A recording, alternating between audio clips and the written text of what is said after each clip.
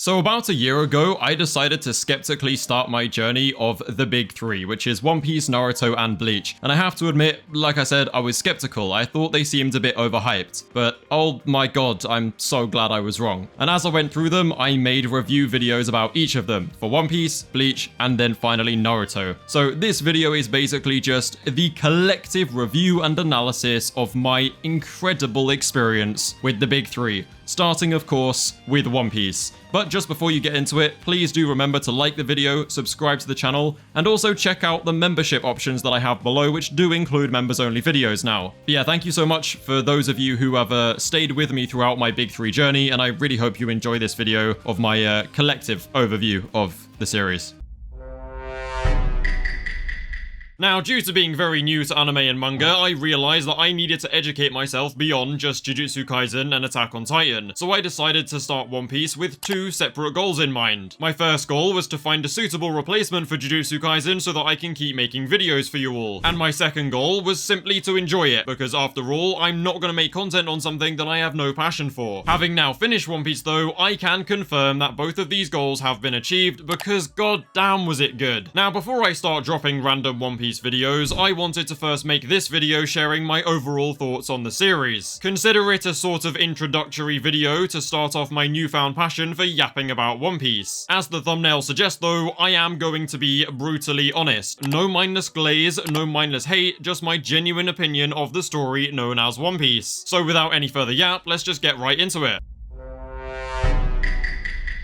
Now, the first thing I want to quickly discuss is the clear distinction between manga and anime. In terms of my personal preference, I will almost always favor anime massively over manga. It simply stimulates way more of your senses and makes it easier to connect with the characters, the world, and the story on a much deeper emotional level than just reading does. The accumulation of voice acting, bright colors, and music makes me become way more invested, and everything just hits so much harder. However, reading manga is still incredibly enjoyable, and there are definitely a few times where I would choose it over watching. Unfortunately for One Piece though, there were many times where I had to turn off the anime and choose instead to read the manga due to its god-awful pacing. I mean, sure, the animation quality has a rough start, but I can't really blame it because it's simply a product of its time. But it really did not need to be as painfully long as it was. Everybody does know this already though, so I'm not going to go on about it for too long. However, pacing was definitely not the only thing that Toei fumbled. Like I said, early days animation being bad is completely understandable, but Dressrosa was animated and released in 2014, and I still think it looked so much worse than it probably could have done. I mean, Attack on Titan Season 1 aired a year before Dressrosa in 2013, and the difference in animation quality is literally night and day, so I see no real excuses for Toei here. Not to mention Toei's unnaturally unhealthy obsession with boobs and jiggle physics. I mean, I don't understand how this animation studio was gifted one of the most respected and well-written stories of all time, just for them to put more effort into animating Robin's underboob than they do with pretty much any fight in the damn show. Oh, it actually just makes me want to punch something.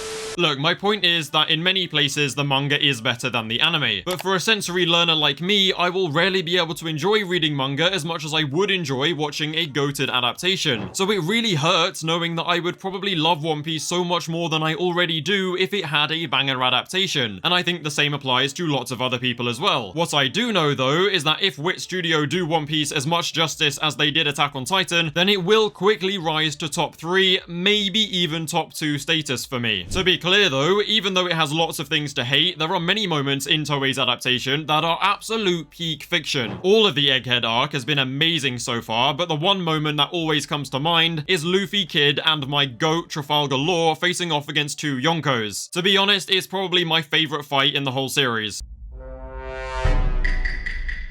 Anyway, enough Toei slander, let's now actually discuss how good One Piece is as a story. Now, I am just one of those people who often favors badass side characters over the main character in pretty much anything I have ever watched or read. It takes something truly special for me to actually care for a main character all that much, simply because I always feel like the stakes are just way lower for them than the side characters who could get off-screened at literally any time. But very occasionally, I will encounter a main character that breaks that pattern and they actually become very interesting to me. Since chapter 1 of One Piece, Monkey D. Luffy solidified himself as one of those main characters. When he was first introduced, there was no tragic backstory, no crying, no self-doubt. He just had a massive smile and one singular focus: becoming king of the pirates. And that magic stays consistent throughout the entirety of the story. Time and time again, he saves and frees people across the world simply because that's what he wants to do, and yet he needs to constantly remind everyone that he is not a hero. It's this mindset and his joyful energy that makes him so lovable and easy to root for. Now, I won't lie and say that he's my favorite character in One Piece, but he is my favorite Straw Hat and easily solidified himself in the short list of main characters that I actually care for. And this list includes Yuji Itadori, Chihiro Rokuhira, Senku, the Elric brothers, and Yuta Okotsu. See, I can even sneak Yuta Glaze into a One Piece video. Ah, fuck you. My point is that Luffy is a masterfully written main character who has definitely earned my respect forever.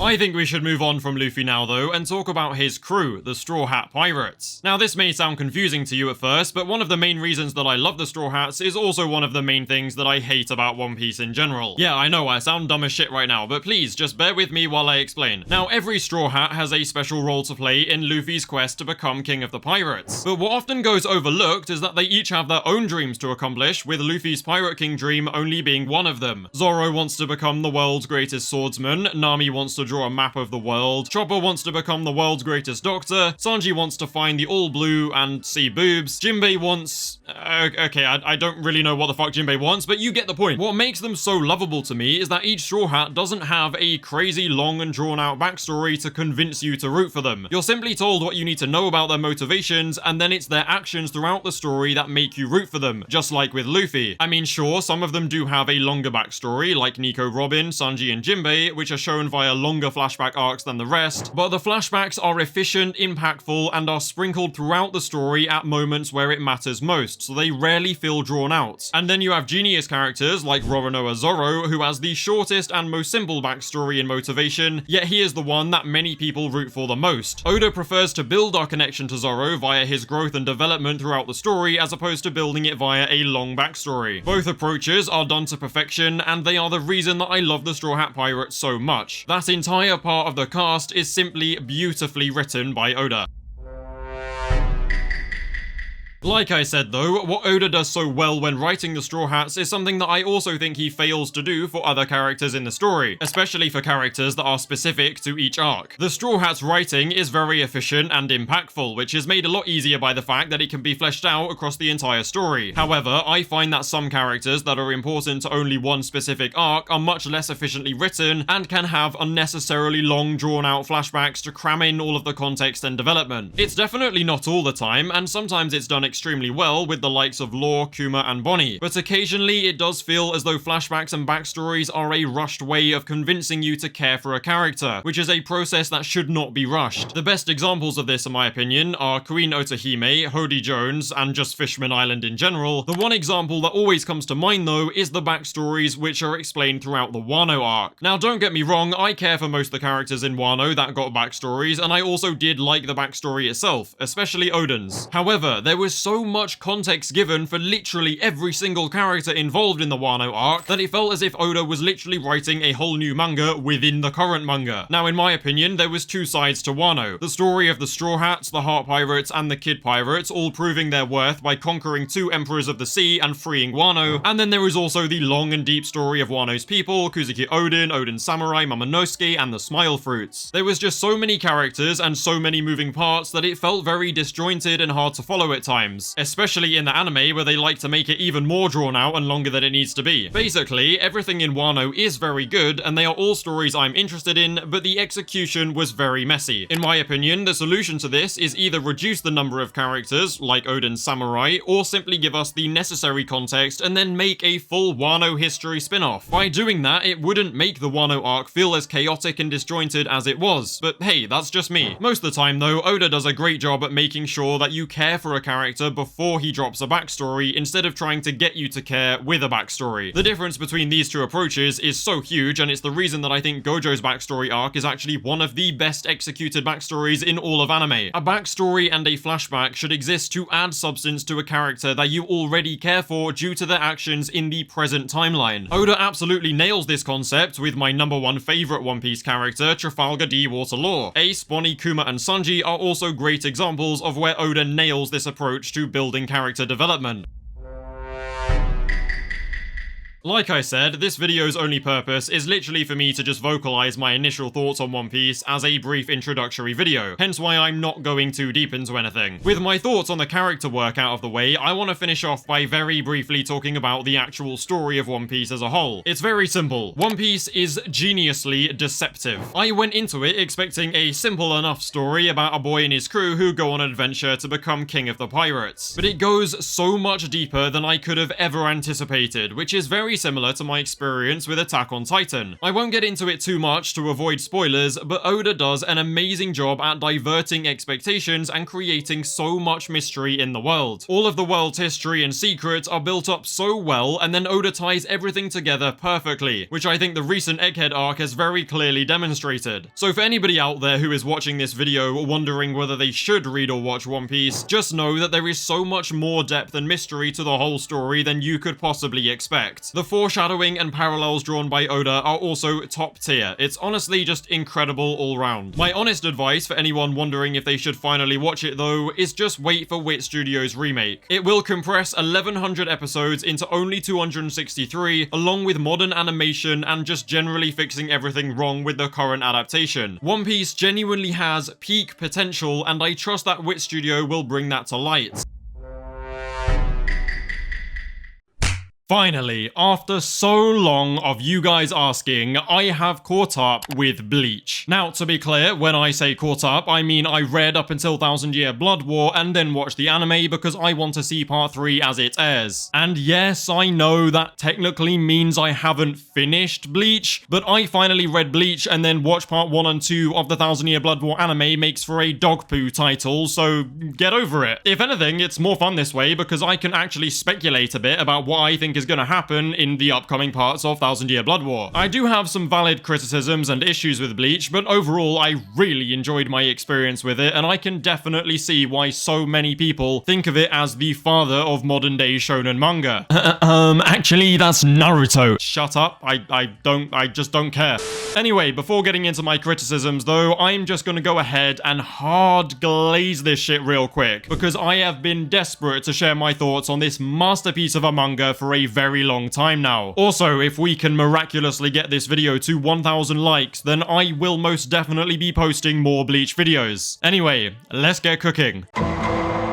So, the first thing I want to talk about is Bleach's amazing cast of characters. Normally in a story with as many key characters as Bleach has, I often find it overwhelming and only really pay attention to a select few that I like. And yeah, I'm kind of talking about One Piece there, but whatever. With Bleach though, how should I put this? Everyone is f***ing awesome. Even that one-trick pony Bankai spammer captain is cool, and he literally just exists to be duped by Aizen and then use his Bankai. Now, I'm sure the Bleach fandom have this weird agenda war of their own, where some characters get hate for no real reason, but I genuinely can't think of a single character that I dislike or find even somewhat annoying. However, I'm sure However, I'm sure you're wondering who my favorites are and why, so I'm just gonna go ahead and give you a quick top 5 favorite characters from Bleach, with some honorable mentions of course. My number 1 favorite character in all of Bleach is of course Kisuke Uruhara. Why? Because he's awesome. Do I need much more of a reason? I mean, I really like strong characters that also have a decent amount of depth and something that distinguishes them from every other strong character in the verse. Uruhara literally fulfills all of these requirements, so yeah, he's my favorite. And not only that, but I also love the fact that he's a bit of a dark horse when it comes to strength, mainly because he's actually rarely ever shown using it. Basically, he's just got hella aura is what I'm trying to say. The main thing I love about him though is that his strength as a Soul Reaper isn't what makes him so dangerous. dangerous. His genius brain and Kido abilities make him somewhat of a wild card that can win against pretty much any opponent, even if they're stronger than him. I mean, after all, there is a reason that Yhwach classified him as a special threat alongside people like Yamamoto and Ichigo. He's just built different, and what's there to not love? Also, there's definitely a bit of a Gojo inspiration there, so yeah, that helped a lot. I mean, it's like when he called up Robo Captain with a solution to all of the Bankai stealing that had been going on. I just loved it. It was so hype. I also know that he learned Bankai in only 3 days, just like Ichigo, but I haven't seen it yet, so that's 100% one of the things that I'm most looking forward to. My number 2 favorite character is, of course, Kenpachi Zaraki, simply because he is broken as hell and a complete monster. I will never forget the moment where he rocks up with 3 dead Sternritters impaled on his blade. Every other captain was literally going extreme diff with the Quincy with their Shikai, but Kenpachi deadass just off-screen 3 of them like it was nothing with just his sword because he doesn't even have a Shikai.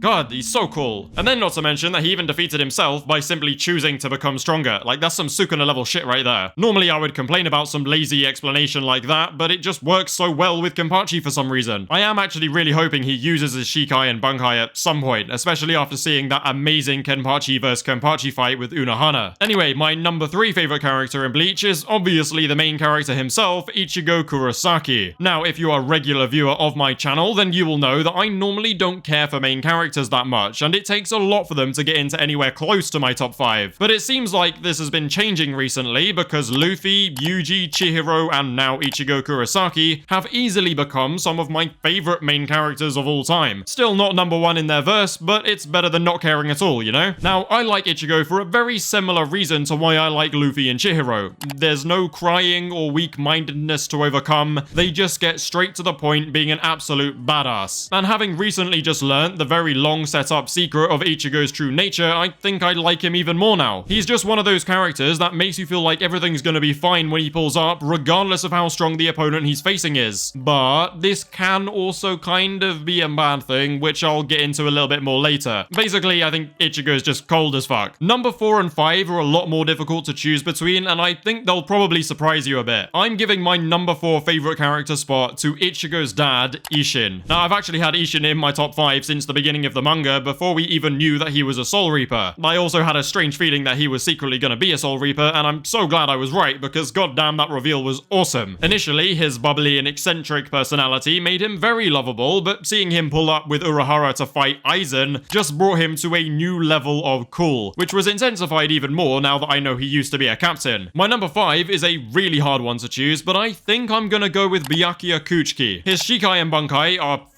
awesome, and he has some amazing character development throughout the series, especially in that Soul Society rescue arc. That shit was so good. My only complaint is that he always has some beautiful death scenes, but never actually dies. My honorable mentions actually go to Renji, Captain Bankai Spammer, and of course Gin Ichimaru for being beautifully written with an amazing conclusion. Now, trust me, I know what you guys are thinking. Oh my god, he made a top 5 character list and didn't even mention Aizen? Are we sure he's been reading the right series? Well, don't worry, because it's deliberate. Okay, that's probably gonna make you worry more. Basically, I know this will come as a shock to most of you, but as much as I find Aizen cool, he's actually one of the few parts of Bleach that I have some big criticisms about, which I will discuss shortly. Before switching shit up to the more negative, critical stuff though, I quickly want to glaze my favorite Bleach arcs and moments and then give them a rating out of 10.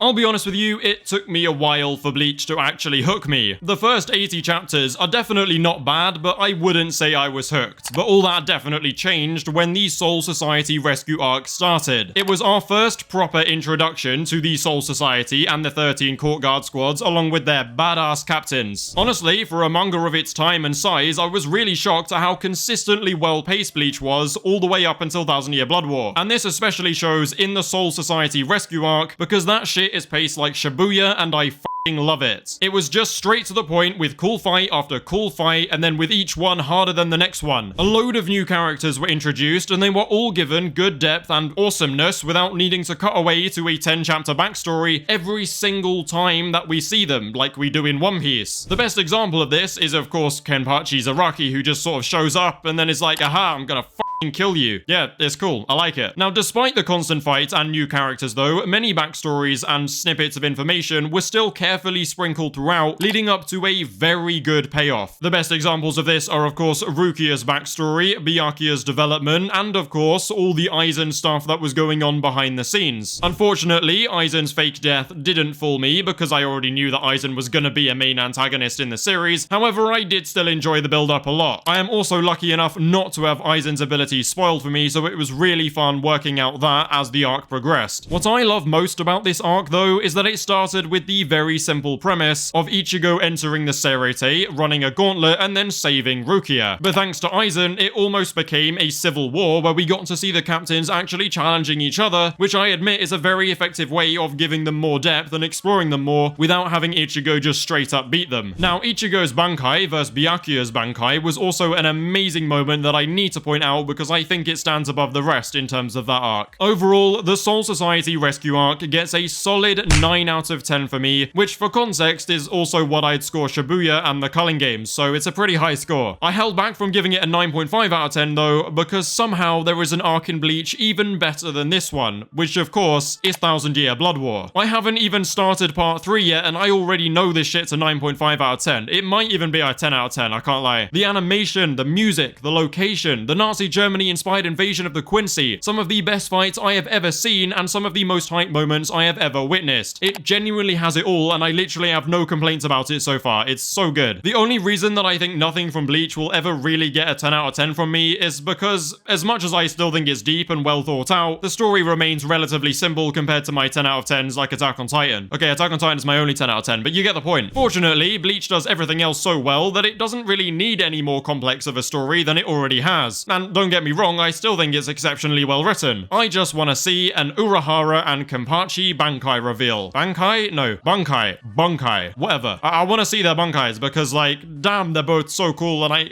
you telling me I've gotten through, like, what, 600 chapters and I haven't seen them once? If I don't, I'm gonna be very disappointed. Overall, though, 1000 Year Blood War is just an amazing arc and I'd very easily give it a 9.5 out of 10. I'll be honest with you, since watching 1000 Year Blood War, I think Bleach might have just narrowly overtaken One Piece in my rankings. Now that I've shared my highlights though, I want to finally move on to discussing some criticisms that I have, starting with Aizen. Now, I know Aizen is a much-loved anime antagonist, and he is often held as the standard for a good anime villain. I'll admit my perception of him is probably skewed by having the Aizen hype before reading it, but I have found him slightly underwhelming and incomplete as a character. Don't get me wrong, he's not a bad villain at all, but he just didn't live up to the hype for me. And yeah, it's a shame that I had expectations in the first place, but that is just how the internet works these days, and avoiding spoilers with what I do is kind of impossible, so I apologize for that. However, I do think I would hold the same opinion anyway, just because I know what I like in a manga. My main problem with Aizen is that I feel the mangaka actually used a mainly tell and no show method to build him up, which I'm really not a fan of. He gets so many moments of, oh, I actually masterminded this from the shadows, it was all me the whole time type shit, but we rarely actually get to see him mastermind anything. He just sat in his chair the whole time looking bored and then lost to Ichigo after absorbing the Hogyoku, you know what I mean. I understand his themes of searching for strength and a worthy challenger, and these are themes that I normally enjoy, but it doesn't really hit as hard when it's all revealed and just sort of dumped on you in the last moments of the arc. Also, he didn't even fully mastermind the whole plan because he did just steal what he needed from Uruhara, who happened to make exactly what Aizen needed for his plan. I also just felt like the final fight was cool, but too simple. After all, it was ultimately just Uruhara's scheming that led to Aizen's containment, rather than Ichigo's very convenient last-minute training. Basically, I feel like he needed more of a backstory and moments where we actually see him masterminding shit instead of just being told that he did. He also just lost way too easily in my opinion. It felt very anticlimactic. That's just my thoughts on it though, and don't get me wrong, I still think he's a very good villain, just not as good as he's hyped up to be. Another more trivial complaint that I have is actually about Captain Yamamoto. We saw very clearly just how insanely strong he was when he was fighting the pseudo Yhwach, and yet he still stands around scratching his head when the other captains are going extreme diff with Aizen's Espadas and the Sternritters. He doesn't even have to go all out, but he could have literally taken every Arrancar down with ease when Aizen was trapped inside his flames. So why wasn't he? I mean, you could argue that it could just be really boring that way, but then just give him something to do. do? Like, give him a reason not to be going around picking everyone off one by one. Like I said, it's a very trivial issue, but it still frustrated me so much. Bro's just a dickhead letting everybody else get beat up. A less trivial complaint that I have about Bleach, though, is that there are some classic anime things that are massively overused. I mean, if I had a penny for every time a character lost their powers doing a big final move, only to regain them 10 chapters later, then I would have at least 4 pennies, which is too many. I mean, first there was Rukia at the beginning, but that made sense and was fine. But then there was Uryu losing his powers fighting Robo-Captain, only to regain them with special training. Why? Like, why? It's so unnecessary. Just make it a temporary burnout like in JJK or something. And then there was Ichigo losing them against Byakuya, which was also very unnecessary, and surprise, surprise, Uruhara knew a very convenient special training to fix that issue too. And that was enough. We really didn't need any more of this. But of course, the big final move that he trained for months to learn so he could beat Aizen also resulted in him losing his Soul Reaper powers. Again, why? It ultimately changed nothing about the story because it's clear as day that he will get them back anyway. Honestly, it's lucky that Kubo made up for this by at least making the way Ichigo did regain his powers really fucking cool. Having Uruhara use everyone's spiritual pressures to make a sword that Rukia stabbed Ichigo with to restore his powers, yeah, that was clean as fuck. That final battle at the end of the Fullbringer arc definitely made up for how boring the rest of the arc was. Although I do understand why it was necessary. And then this of course brings me on to my final big criticism, which I like to call the secret training cycle. You know, just like the Sukuna cycle. The cycle goes like this. New opponent. Oh no, they're too strong. Complete a secret final training. Beat the opponent. Oh no, an even stronger opponent appears. Oh, it turns out there's an even stronger and more secret final move that you can learn, so it's fine. And so on and so on. Genuinely, I've lost track of the amount of times that Ichigo has had a power-up that we literally only learn about when it's needed. The one in Thousand Year Blood War Part 2 is fine though, because that was actually set up and foreshadowed for a very long time. The rest of them feel completely arsepully and just kind of boring. Overall though, I have genuinely enjoyed my experience with Bleach, and it has easily earned a solid 9 out of 10 for me. So Naruto was the last of the big 3 that I had to watch, and now that I've completely finished it, I'm ready to give my final thoughts, because wow, I was not expecting to love it as much as I actually did. It's one of those shows like Avatar and One Piece where I actually really wish I had watched it growing up, because it's the kind of thing I know I would have loved as a kid, and having that nostalgia would only make me love it even more now. Even having just watched it all for the first time as an adult though, I still think it's an S tier series. The cast, power system, fights, and themes are all so well executed, and when you combine all those traits together, it creates a very easy to follow and linear, yet deep and consistently enjoyable story, which I think is something that a lot of shonen actually struggle to achieve overall. Because for how long Naruto is to watch, I honestly wasn't really bored at any point during it. It felt way shorter than it was because I genuinely enjoyed all of it, which I cannot say the same for One Piece and Bleach. I'll go through my favorite characters, arcs, and give some proper, deeper analysis throughout the video, but I did want to just start off by talking about how Kishimoto managed to create one of the most interesting worlds in fiction. The aesthetic of the series is incredible, and the difference in aesthetic between each of the shinobi villages was just so interesting. Even character designs, weapon designs, and how some of the jutsus look are so cool yet so simple that it makes for a really easy story to actually start consuming. I feel like one of its greatest strengths was just getting straight to the point early on in the show, and once the ball got rolling, it never really stopped. Once it starts getting really good, which I would say is probably around the Chunin exams, then it doesn't really slow down at any point. It just continuously gets better and better, with each major event somehow being even better than the one before. For example, I didn't think the Pain arc could be topped, but the 4th Great Shinobi War somehow actually met the hype and exceeded my expectations completely. So much so that I finished watching that entire arc in less than 2 weeks. It genuinely had me hooked. Anyway, let's clear comms and actually get deeper into my analysis of Naruto. Before all of that though, make sure to leave a like on the video and subscribe to the channel because it really does make a big difference. You can also become a member now, which is a great way of supporting the channel, and you receive special perks. Right then, let's get straight into it. Right, let's start things off by taking you guys through my top 5 characters, which let me tell you is actually a really difficult thing to do because the entire cast of Naruto is just so strong that I find it so hard to actually decide who my favorites are. But if there is one thing I do know for certain, it's that Minato is my #1 GOAT of the whole series, like no doubt about that. And it's simply because he was just a dude. Like he had no godly heritage, no reincarnated or borrowed power, no real reason for being as strong and significant as he was. He was just a good dude who somehow became one of the strongest and most respected Hokage in the history of the Hidden Leaf, the father of the boy who would save the world, the master of Kakashi and Obito, as well as the guy who tamed the power of the Nine Tails off screen. He's amazingly written, especially when it comes to his interactions with Naruto, but fundamentally Minato is just a cool guy. Like, realistically, that is why he's my favorite. He's just so cool. Flying Raijin is dope, and from the second I saw him Rasengan poor little 12-year-old Obito into oblivion, I knew he was my goat.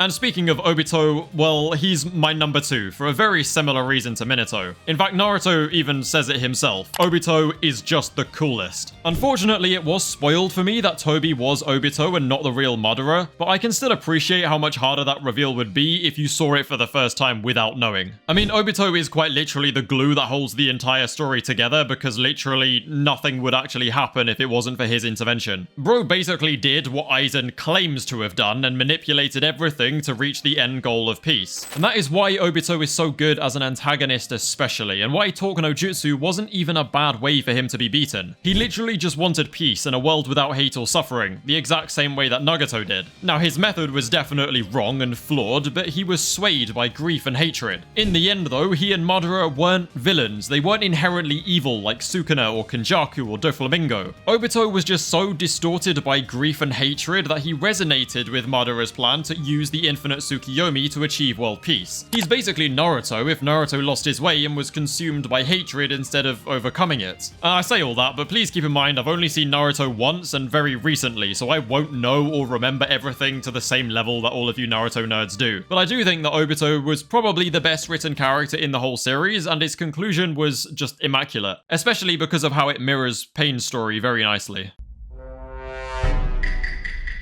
Now, behind Obito, we have the next best Uchiha, Itachi of the Sharingan. Now, I shouldn't really have to explain this pick to anybody. You see, I went into Naruto obviously having heard of Itachi before, but I genuinely believed that he was a villain. Like, I thought he was just evil. I was genuinely so shocked that I had never heard his true story until Obito explained it to Sasuke. And I might actually just have to make a video dedicated to just breaking down Itachi, but he genuinely reminded me a lot of Eren Yeager. I know that sounds strange, but just hear me out for a second. Spoilers ahead for Attack on Titan, but he was faced with a very similar choice to Eren. It was his family or everybody else. Ultimately, he made the impossible decision that Eren simply couldn't make, and he chose to kill his family in order to save the village. And this also highlights one of my favorite themes in Naruto, and that is the effect of living in a war and hatred-stricken world. Itachi is one of the best examples of how sad the world they live in actually is, where children are destined to become literal child soldiers to fight in conflict started years before they were even alive. His duty as a Hidden Leaf shinobi was to protect the village no matter what, a duty that he was so dedicated to that he was willing to annihilate his entire clan and then shoulder the burden all alone as an outcast criminal in the eyes of the village that he saved. And yet, despite having that level of dedication to the village, he simply loved Sasuke enough to spare him and leave him as the sole survivor. Itachi's revival and reunion with his younger brother was also just one of my favorite events in the entire series, and the message he left his brother with once the reanimation jutsu ended was what solidified him within my top 3. Plus, it doesn't hurt that he has mad aura and his genjutsu abilities are just so unbelievably cool. Now, it might genuinely surprise a few of you to find out that my 4th favorite character in Naruto is in fact Might Guy, because I have such a soft spot for underdog characters that finally get the recognition they deserve. Might Guy was definitely just kind of cool and sort of just there all the way up until he opened the 8th gate and beat up Ten Tails Madara in a 1v1, earning Madara's respect as the strongest taijutsu user in recent history. His backstory was awesome, his mindset is awesome, his mannerisms and voice actor is awesome. He's just awesome. He's just a really cool dude. But the reason he's so high up there for me is just because I love characters who are the strongest in a specific field, and yet they go overlooked as an underdog. Guy is tragically ass when it comes to ninjutsu, but he refined his taijutsu to the point where he was an equal to Kakashi, and with the 8 gates, he just casually becomes the strongest man on the battlefield with the exception of Ten Tails Madara. Like, I don't care if the scaling suggests he is or not, the statement that the 8th gate allows Might Guy to gain strength 10 times stronger than that of the 5 Kage is enough to show that the author's intention was for 8th gate Might Guy to simply be the strongest guy among them. Hashirama low-key looks like a fraud next to 8 gates Might Guy, bro. 8 gates Might Guy would annihilate Hashirama, and yeah, I realize I really have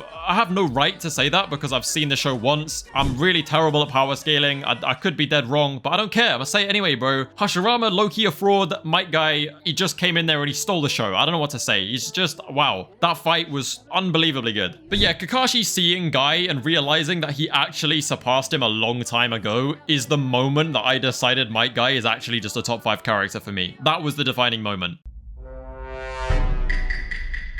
And speaking of Kakashi, yep, he's my number 5. Who would have guessed? Because he's Kakashi. Like, he's one of the most iconic anime characters ever to exist. You see, what I was expecting for Kakashi was for him to be a typical mentor anime figure who had good writing, but would remain pretty constant throughout the show. But nah, he had some crazy growth, not only as a person, but as a shinobi as well, because he definitely got way stronger throughout the series in the same way that his students did. And despite being insanely cool, his story with Obito, Rin, and Minato is easily my favorite story in the entire series, contested only by Itachi's. It's so good. Those are my top 5, but as for the rest of them, I'm just going to give some honorable mentions with no specific order because I genuinely love the cast so much that I can't really specify the order. But yeah, honorable mentions to Jiraiya, Tsunade, Naruto, Sakura, Shikamaru, Pain, Yahiko, Killer Bee, Tobirama, Hinata, Gaara, and pretty much everybody else, who are also just exceptional characters. And all of these people are in contention for top 10, but I can't decide, so whatever, let's move on. Right, speaking of the man himself, I want to give my thoughts on this series' main trio, which I feel like is probably the model that so many shonen after Naruto actually used to make their main trios. You have Naruto, the main character, who's the child of prophecy meant to bring peace to the shinobi world, and then the quiet and revenge-driven Sasuke, who loses his way and needs to be saved by his friends, and then Sakura, the one who always seems like is falling behind the others because she lacks the inherited power that Naruto and Sasuke have. Now, the reason that I personally love Sakura is because despite not being on Naruto and Sasuke's level, she comes as close as she can to them and is able to stand beside them in the final act of the war simply because of all the hard work that she put in, and with that she became an equal to Tsunade both in terms of medical ability and combat ability. Sakura hate is kind of just the one thing I don't really understand about the Naruto fandom. She's not exactly my number 1, but she's still an amazing character. Naruto is the one who I really want to speak about though, because he definitely surprised me. I normally don't care for main characters that much, and I have to say, when I read through OG Naruto, he was definitely my least favorite part of it. I didn't really like him as a kid. He seemed like this typical I'm gonna become king of the pirates or I'm gonna be a hero type main characters, which I've seen enough of recently. Obviously Naruto was made first, but I've waited ages to actually watch it, so for me it's a very, reused main character trope. But that kind of all changed once I started watching Shippuden, because he really started to grow on me, and once he had befriended Kurama and unlocked that insanely cool looking Kurama mode, he became one of my favorite main characters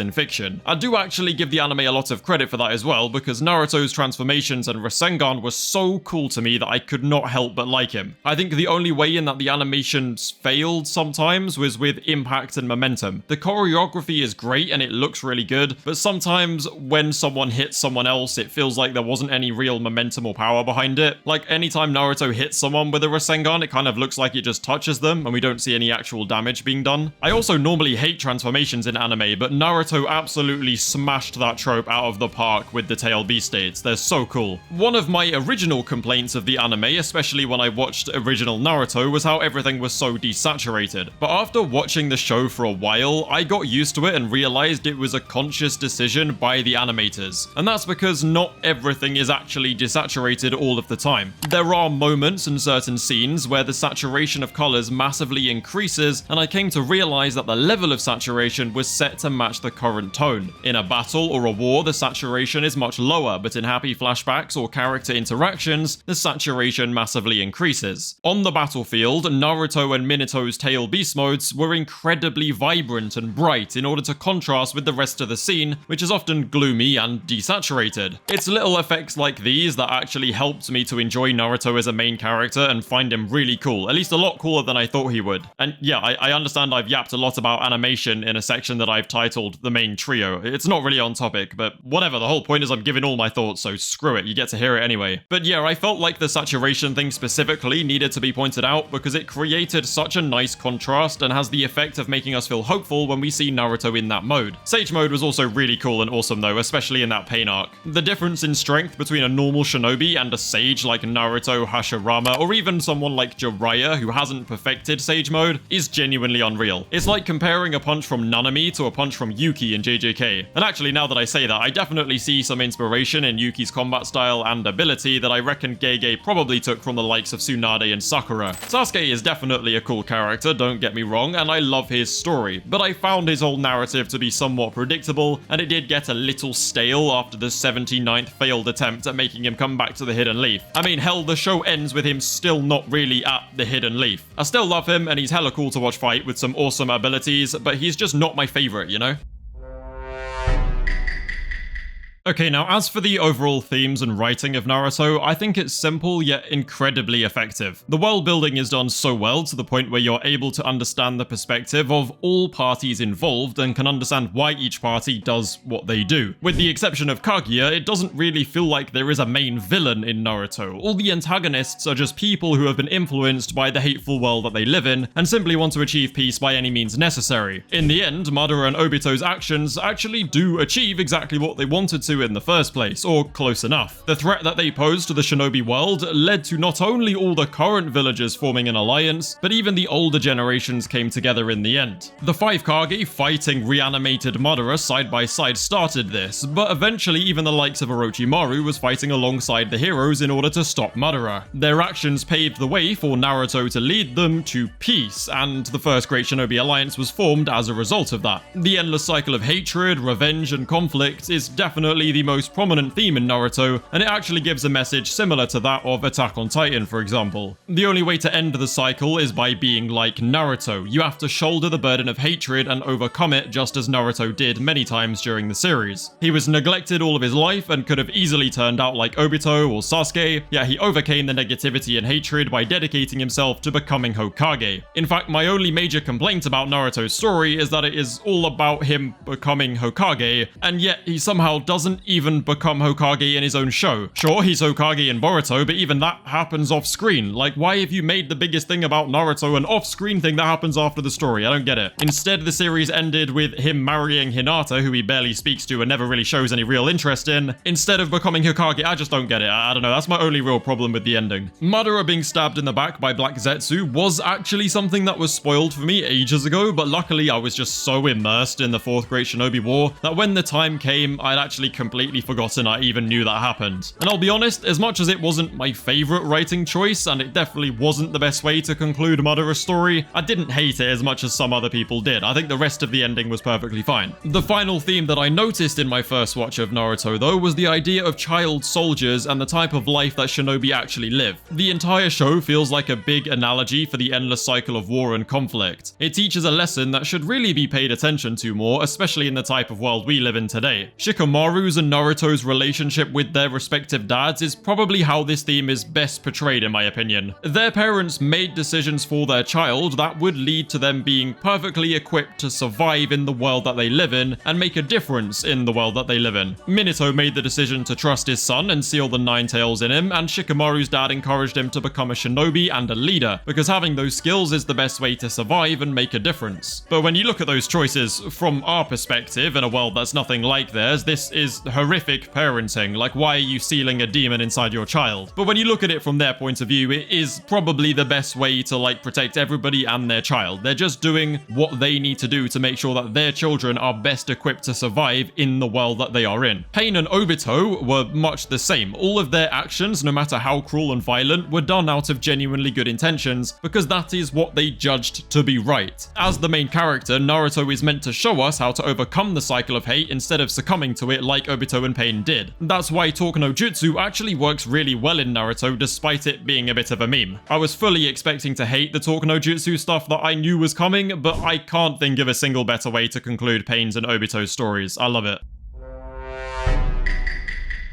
Now, the final thing I wanted to discuss is the fights and the quality of animation that went into this show, especially Shippuden, because I can't lie, OG Naruto was a lot harder to watch, so I just read it. Kakashi versus Obito, hands down, the best fight in the show, and one of the best fights in anime, I have to admit. No further explanation needed, I don't see anyone really disagreeing with that take. Gaara versus Rock Lee, again, no explanation should be needed, it was just an awesome introductory fight to the world of Naruto. Pain versus Sage Mode Naruto was also amazing, and remains one of my favorite events in the entire series. Pain versus Out of Control Tail Beast Naruto though? Yeah, you know the episode I'm talking about. That is probably the best episode in the whole show, I'm not even gonna lie, and I'm pretty sure it is the highest rated on IMDb. I remember it so clearly because that episode was the one that turned Naruto from a pretty solid B tier to an absolute S tier series for me. The animation and choreography in Naruto Shippuden was already way ahead of its time, but that fight was just something else. The entire animation style changed and it became more similar to the flowy type of animation that they use these days in shows like JJK and One Piece. It was perfection, it was absolutely amazing. Minato vs Obito during the Ninetales attack is obviously another favorite of mine because duh. Honestly, there are so many other awesome fights in the series that I can't even begin to list them all, but considering when it was made, Naruto Shippuden is definitely the best animated and choreographed out of the big three, and no, I don't think it's really close. I mean, hell, I prefer Shippuden's animation to current One Piece, and that's really saying something because current One Piece can be pretty damn good sometimes. 1000-Year Blood War anime still clears both of them in terms of animation though, like, obviously. Now, obviously, I have way more to say about Naruto as a whole, and to longtime fans of the show, I won't have said anything you haven't heard before, but the point of this video was to just briefly give my first impressions. I have my issues with Naruto, don't get me wrong, but overall my criticisms are very minimal and mainly stem from the beginning of the story. A lot of the issues I had bother me so much less now that I've actually finished it as a whole. Overall, Naruto is definitely my favorite out of the big three and one of my favorite stories of all time. Shippuden is a low-end S tier for me with a solid 8.5 out of 10. It's so good. Now, if you want to see me make more Naruto or just big three content in general, then make sure to let me know in the comments down below. Don't forget to like the video, subscribe to the channel, and become a member if you feel like it. Feel free to join the Discord and follow me on Twitter, links below. Thank you guys for watching, and I will catch you in a bit.